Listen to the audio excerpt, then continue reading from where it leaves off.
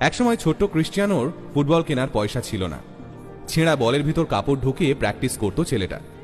খেলার সময় একটু দৌড়াদৌড়ি করলেই হার্টবিট তরতর করে বেড়ে যেত তার। ডাক্তার বলেছিল ফুটবল খেলা না ছাড়লে হার্ট অ্যাটাক হতে পারে। রাশিয়া পর্তুগালের খেলা খেলতে নামার আগে বছর 20 ছেলেটি জানতে পারে মৃত্যু হয়েছে তার বাবার। ড্রেসিং রুমে কান্নায় ভেঙে পড়েছিল ছেলেটি। পরে ওই ম্যাচে ম্যান অব দ্য ম্যাচ হয় সে। একসময় ছেঁড়া জামা পরে স্কুলে যাওয়ার সময় যাকে ব্যঙ্গ সহ্য করতে হয়েছিল, সেই ছেলেই আজ সমগ্র পৃথিবীর প্রিয় খেলোয়াড়। আর তার সম্পত্তির পরিমাণ প্রায় 8,000 কোটি টাকা। তিনি প্রতিটা অনুষ্ঠানে নিজের মাকে নিয়ে যান, আর সেই নিয়ে আপত্তি জানিয়েছিলেন বান্ধবী। মাকে নিয়ে বান্ধবীর আপত্তি আছে শুনে তৎক্ষণাৎ নিজের বান্ধবীকেও ছেড়ে দেন তিনি।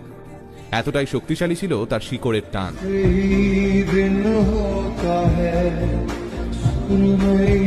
शाम आती है तुमसे।